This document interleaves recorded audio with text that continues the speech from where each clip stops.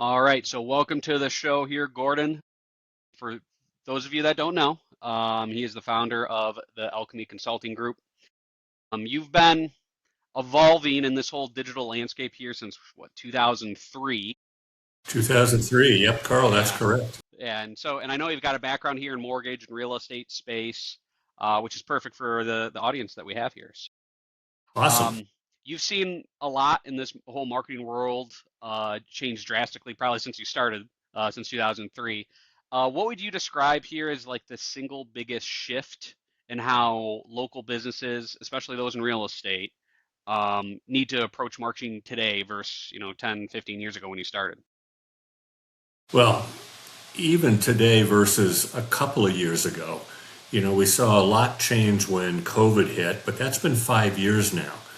And what we've seen really start to develop, probably 2022 was when we first got involved with artificial intelligence and some of the tools that were available. And at that time, it was basically just curating copy. It was a way to speed up the production of copywriting. That is drastically different today. In fact, just in the last 180 days, we're seeing a lot of changes in the capabilities of AI, the number of AI engines that are out there, what the large language models are now capable of doing. So, I would say that's the biggest change in the last couple of years. And it kind of is analogous to back in 2006, so almost 20 years ago, when we started to see websites becoming more and more prolific amongst larger companies. We started building them for local companies about that time. We started doing SEO about that time. So that was a major sea change in the marketing world. We saw another one in 2011, 12, 13 when SEO really changed and it went from just throwing up websites to actually having to really put some thought into how the website was structured, what the keywords were, the tags, and your reputation. Reputation really became important right in that time, and that was another sea change. And of course, we've seen a lot of Google updates, Panda and Penguin and Walrus and whatever the other animals are that they've chosen. But I don't think anything has impacted what we do in marketing as much as artificial intelligence has, particularly in the last 12 months. Yeah, I mean, you just hear about it all the time now.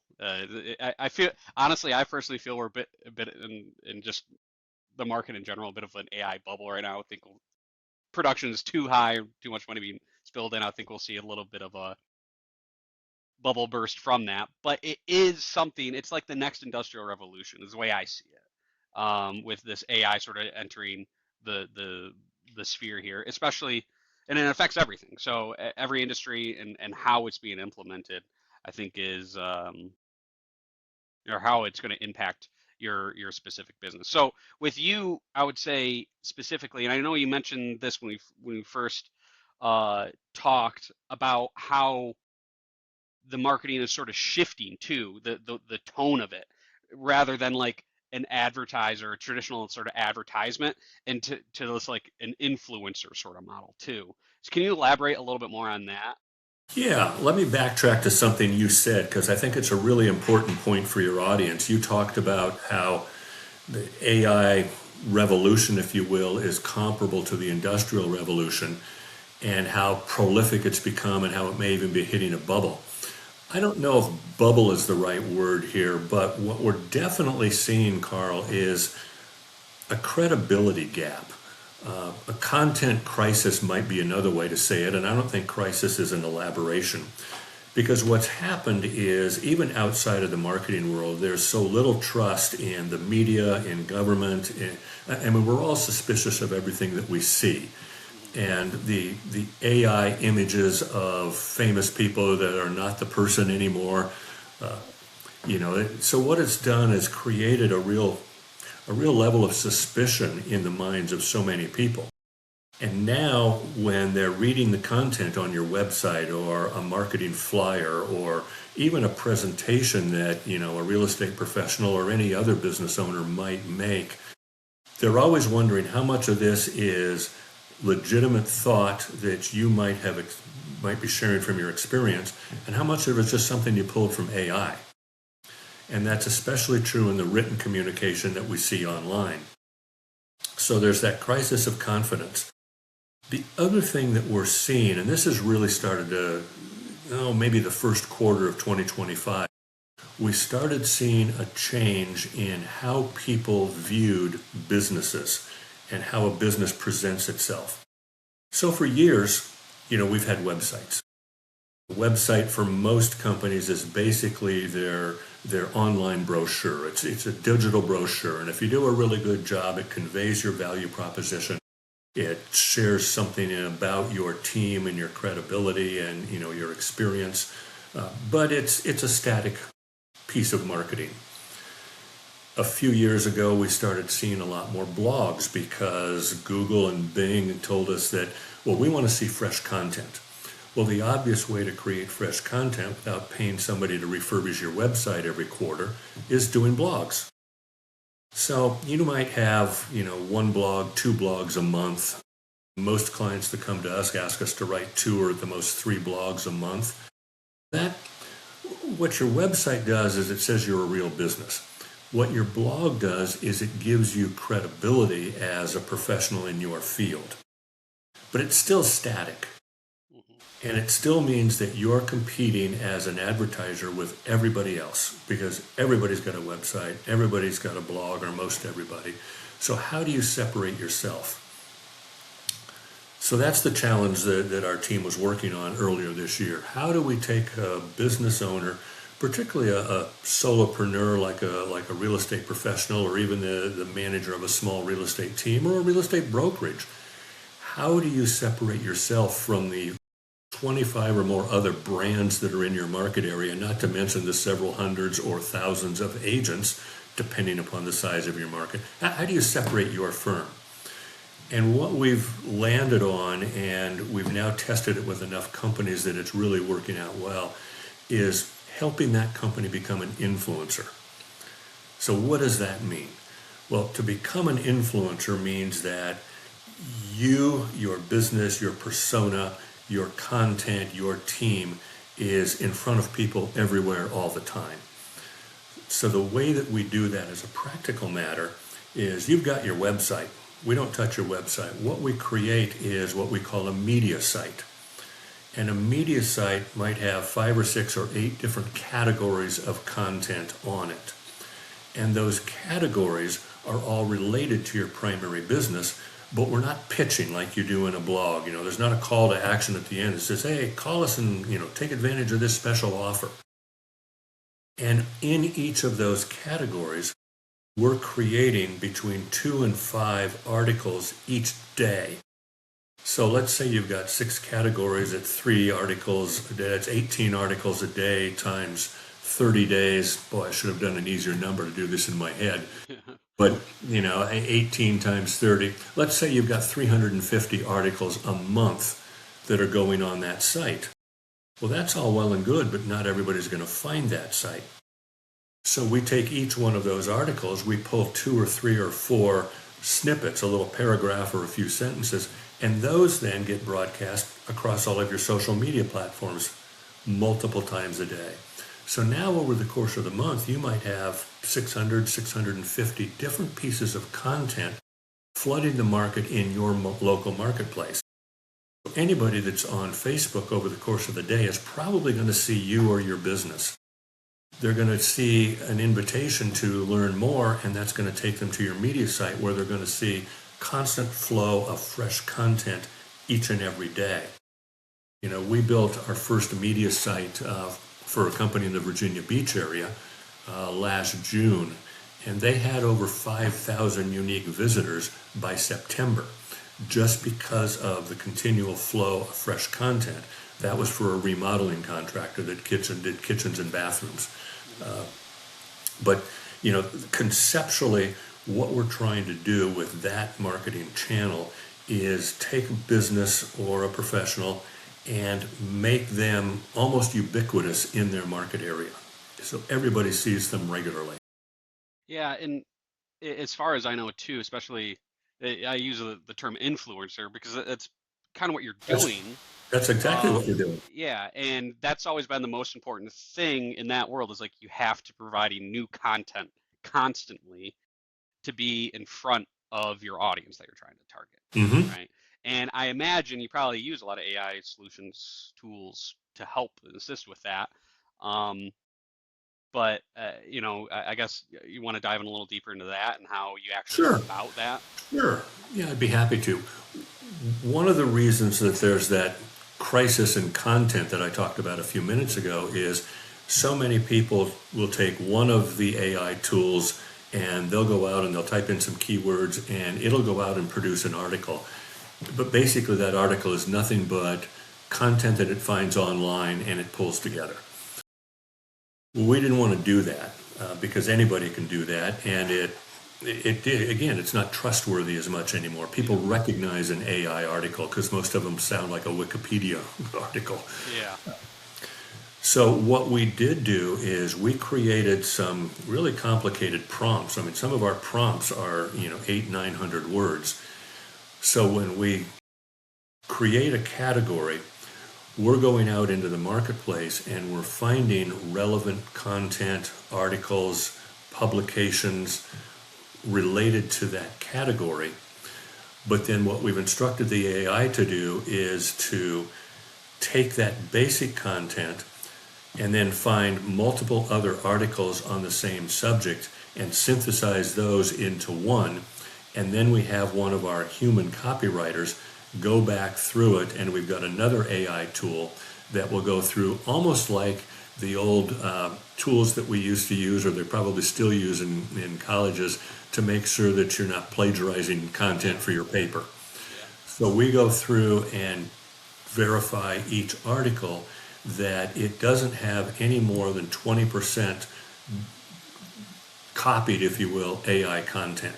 So each article is unique as opposed to the typical AI published article. yeah. Now, we could not have Like done like that. We pretty couldn't face have, basically, right? yeah, You see a lot of that. we couldn't have managed that volume of content without AI. But it took a while to land on the right prompts. Yeah, And then we have another set of prompts that analyzes each article and pulls out the relevant little paragraphs or two or three or four sentences that we then turn around and publish on social media for our clients.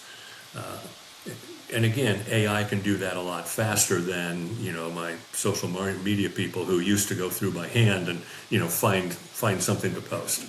yeah, So yeah, you're right. AI has been a huge help in being yeah, able to develop this and still have it at an affordable price for a small business.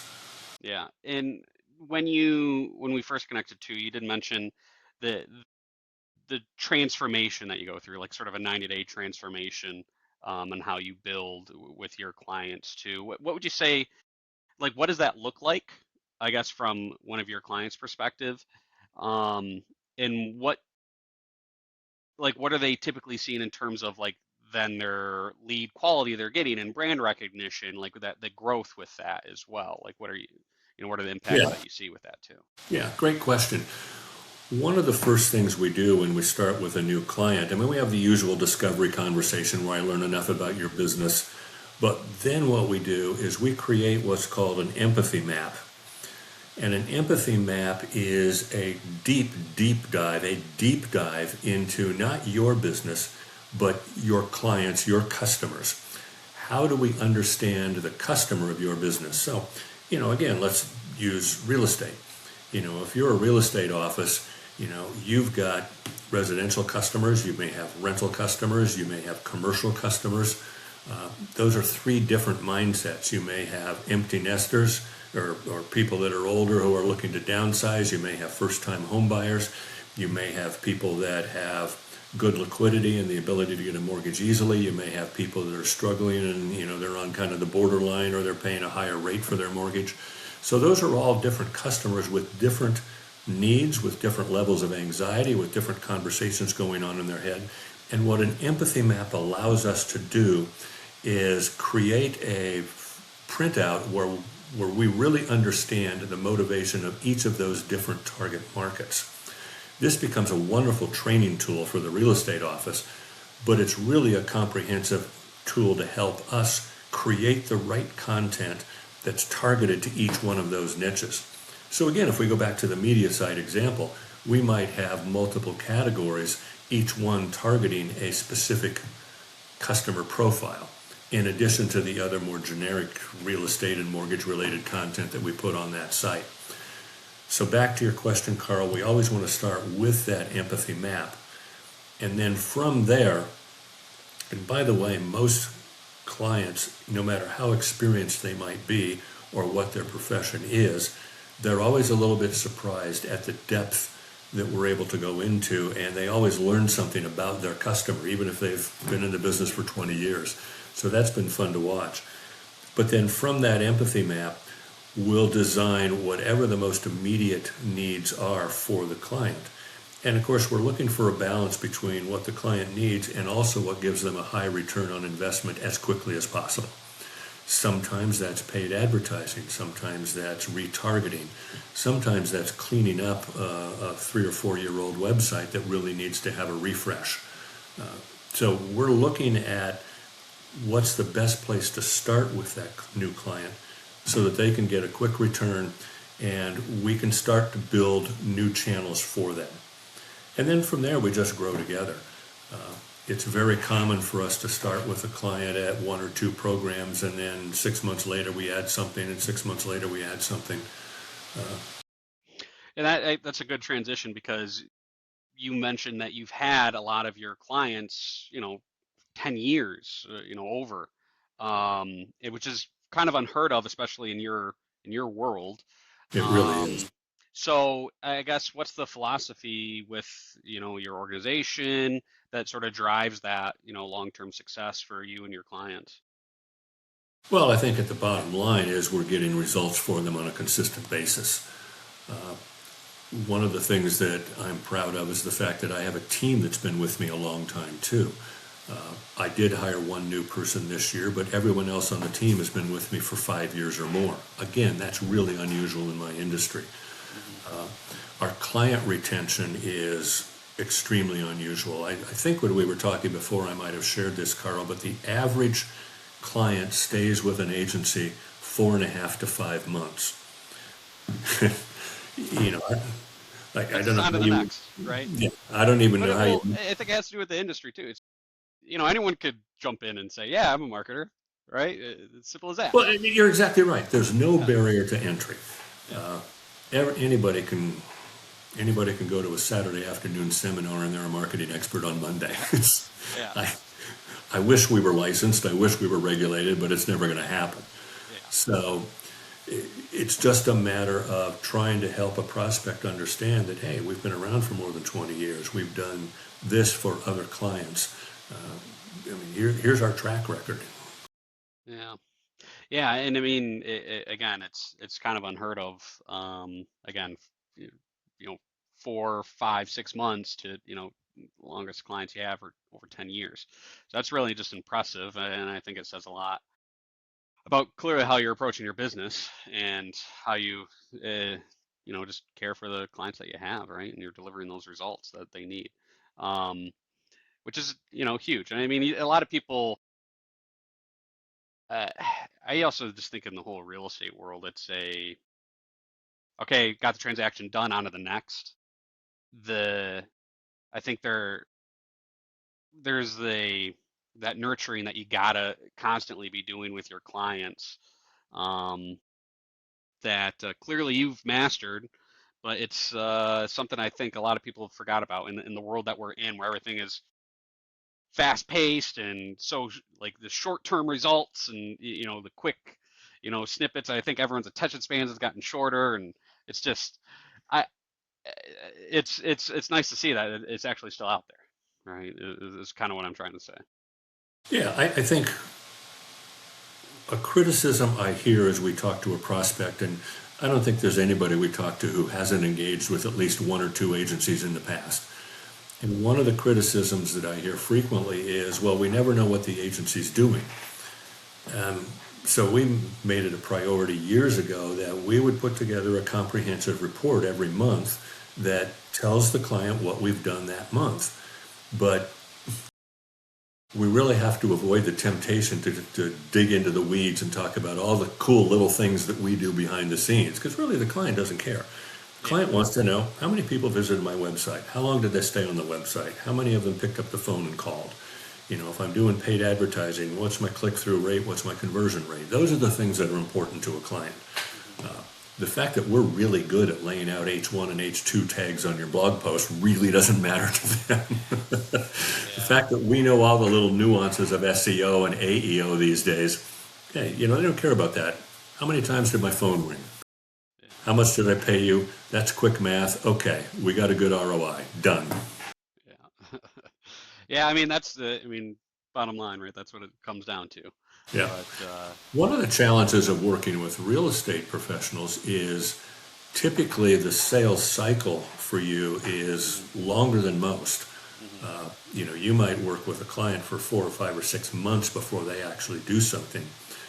So what we've encountered in the past several times is, particularly with new agents, they know they need to do some marketing, but it might take them 3 months to get their first client. Well, they've been paying for 3 months, and then it could be another 2 or 3 months before that client actually yields a commission. Yeah. So that's been one of the challenges of working with the real estate professionals is, a lot of Yeah. times they just don't have the staying power to let a marketing plan develop, which is not to say that it takes 6 months to get something to develop. Yeah. I mean, if we're going to do paid advertising, we can have the phone ringing next week. Yeah. Well, I know in broker world where I'm at, rates coming down, so now we can start doing those refis. You just bang those Yep, out. yep. You can just go through your filing cabinet. Yeah, yeah. That's what we all love here. But yes, in terms of real estate, yeah, you're 100% right. It is a longer cycle, especially when it comes to those purchase transactions and listings, and Yep, it takes a while. And I think building that credibility too, the way that your process you're going about it's big. Um, it allows that separation a little bit with, it's a fragmented industry. I yes. think there's like 40,000 lenders in the United States, brokers and lenders. Probably at least that many, yeah. It's somewhere around there. And that was, I think, a few years ago from what I'm citing. And then how many real estate agents, right? Imagine how many people that retires like, oh yeah, I would be a real estate agent. Why not? Right? How do you separate um, yourself from that? So that's great. Um, well, I want to shift a little bit and let's talk about your business specifically, right? Okay. Like how are you, like what are some areas that you're finding that's changed here recently that you're working to further improve on to help your business grow right now? Obviously AI, we've touched on that and how much that's changing. But what are Right. like pain points that you've been focusing on to help other people grow? So let's forget the Yeah, real estate guys one and of see the if we can. transitions that we've started to see more and more this year, we've been doing SEO, search engine optimization, since 2007. Mhm. And pretty much everybody's heard of SEO. But what we're seeing now with the fact that AI agents are becoming a go-to search source for people is what we're calling AEO, and that's not just us calling it, that's the name of it. It's Yeah. answer engine optimization. If you go to ChatGPT and search for something, it's not a keyword related search the way Google and Bing are. Yeah.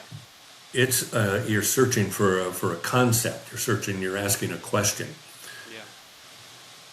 Chat, well, the AI engines in general, took 14% of Google's search volume away in 2024, and I'm going to That's bet only going to grow. that's a bigger number this year, I'm sure. Yeah. Google was a little late reacting, but there's now their Google Gemini that you see at the top of a lot of searches, and it summarizes the search. Well, what the AI searches, what the AI engines are doing as they search is they're looking for answers. Thus the name answer engine optimization. So the way we've responded to that for our clients and for our own web properties is making sure that there's a really detailed Q&A section, and even to the point in some cases of having Q&A on every page if it's a different product category. And then we're taking it a step further. Now I'm going to dive into some jargon here, but there's a strategy called schema markup which makes it easier for the search engine spiders to crawl a site and understand conceptually what you're saying on that site. So we've gone to the extent of we'll do schema code markup. It's just HTML code. We'll do that markup on each and every question on that Q&A sheet, because what that does is it lets the AI tools understand very quickly that that's a valid answer for the question that's being asked. That may be more in the weeds than you wanted, but one of the things that we're finding we really have had to react to in the last 6 or 8 months is AEO, is making sure that we're providing content that the AI tools can absorb quickly and position our clients to be the one that's providing the proper answer. Because the reality is, when an AI engine searches, if you're not answering their questions correctly, it doesn't matter if you're on page 1, it doesn't matter if you're in the map pack, because it's not going that far. It's looking for web properties that answer that question most specifically based on what the inquiry is, what the prompt is that the person entered in. So you would say that the Q&A pages is a big part of that? So basically, if you answer the question that's being asked, that it We're would be pulling from there likely, or I mean, I don't know well, the background on that, how that works. yeah, we're creating a Q&A page. Remember the empathy map I talked about, because it helps us understand what's really in the mind of our client's prospect. Well, we can turn that into questions, and we either answer those on a Q&A page, or pages plural, or we're making sure in the copy on a particular page we're answering that question. Or if we're writing blogs for a client, we're making sure those blogs are keyed to the kinds of questions that people are asking. So instead of just talking about something generic about the company, now we're talking very specifically about what's a question that a client for this company is going to be asking, and how can we put together a really comprehensive answer. And then after that blog is published, as soon as we upload it onto a website, we're immediately indexing it. So it's indexed with the search engines, but that also means it's readily available to the AI engines. So it's extra steps, it's extra time. Yeah. I mean, it's obviously it's more work, and it's constantly evolving, and I think it's only going to get more. Right? Like how you're saying this, more people going to ChatGTP doing their searches now, and that's even growing. I realize myself even doing that more so now too, Mm-hmm. right? So that's everyone else, Yeah, and that's it completely sort of shifts how you you have to, I guess, frame everything on their websites, what the exact strategy that you have to make sure so that you're implementing in order to get the results you're looking for, right? yeah. So, we still have to do all of the keyword work. We still have to know that our client comes up with plumber near me, or 24-hour emergency plumber, or how to replace a toilet, or what's a tankless water heater. All of those kinds of things we It's still just have to added. do. It's more. Now we're writing content on tankless water heaters and what Yeah. that means. And here are all the questions people ask about that Yeah. particular product, and making sure we have that page fully optimized. Yeah. Yeah. So it's It's just adding more, right? it's Never adding ends. more. It's adding more. You know, But the hope would SEO be has too is like you are providing actual real content that people want, that people are that need too, like what they're looking for. absolutely, yeah, that's the intent, no question. Because I think about websites, you went back in what 2000, and it's like, here's our phone number, this is how you get a hold of me, and Yep, here's our logo. And yeah, now you have to have all this information, what people want, because and it sort of goes back to everyone has is very quick. They want the responses immediately. Like people expect an answer right now yep. nowadays. So if it's not Now there, I feel like it's you could potentially lose a customer that way. let's talk about the other change that we're really seeing grab activity on the part of people looking for something online. Uh-huh. And this is, again, a big change in the last year, but that's Reels. Short little Yeah. 45 to 60-second videos that are highly focused on a particular topic. So again, back to the Q&A thing. If we're doing If we're doing a blog post on tankless water heaters, well, that blog post might yield three or four or five 45 to 60-second reels. Hmm. So we're producing those, we're publishing them on the client's social media, we're publishing them on their YouTube channel. Hmm. Because again, people go to YouTube and they're looking for quick information and they'd rather watch it than read it. Yeah. I know it's so addicting too. I know Oh, I it. know. Sometimes like you pull it up on your phone and then all of a sudden you realize, oh, I've been looking at these things for like 5, 10 minutes. Like, it Oh, pulls you in. it's worse, friend. I'll typically knock off for the day 7:30 or 8 o'clock at night. I've Yeah. already had my dinner. I'm tired. Let's see what's on YouTube. And the next thing you know, it's 9:45. It's 10 Yeah. o'clock. It's just we got this down to a science now, right? We know how to draw people's attention. That's Yep. Yep. I know. You see this one, and then they'll pop up with, here's four suggestions. Oh, that looks interesting. Let me go yeah, and over it's this. and it's the most typically it's the most random subjects too. It's because it's highly precise. I think as like you're saying with a lot of reels, it's going to be very specific on a very specific subject. I think it engages some curiosity, but it's also it. I mean, all these algorithms like YouTube, like they know what you want. They know exactly what I've looked at. Yep. So they They're putting it in know front of me. the weird specific thing to keep you going, Yep. right? I think is it. Yeah, it's it's a crazy world we live in now. But now with like you said with AI, it makes it a lot easier to put more and more of this out, um, and um, and to again get these reels and provide the good information that is needed that people are actually looking for. Obviously, grabs people's attention, right? So with all this said, I mean, thanks for providing all this. Is there any last minute items, any things that you'd like to add here, specifically for this audience that um, you'd want to get out there? Uh, I always share with a prospect that, once you have your foundation in place, which is a quality website, a good program in place to get five-star reviews published, and just some really basic SEO, the next thing you need to do is make yourself an influencer. I think that what we're going to see in the next couple of years is the influencers are going to grab the 80% of the market share and the advertisers are going to be there at the 20%. Yeah, That's really the trend. And by an influencer, you don't have to be a Kardashian. You have to be providing quality content consistently that's relevant to your ideal prospect and that it's not a sales pitch. It needs to be informative. It needs to address the needs, the questions that your prospect has. And that's true in any category.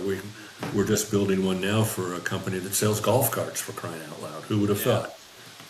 yeah, But particularly for the real estate industry, that model not only helps you grab market share for sales, but it also really separates you. So if you're in a growth mode, if you manage an office or if you're looking to grow your team, you're looking for quality people. Well, a quality experienced person that's going to move from one office to another or one team to another, they want to know that you've got something really unique that's going to help them in their business. And, a media site is that because it puts your brand out there so effectively across so many channels. hmm Well, thanks, Gordon. It's been incredibly insightful. Where can all of our listeners, watchers here find the Alchemy Group, or sorry, the Alchemy Consulting Group, Yeah, and learn more the about your Alchemy fee Consulting insights and Group. everything? Yeah, our website is thealchemyconsultinggroup.com. I'm sure you'll have it in the show notes.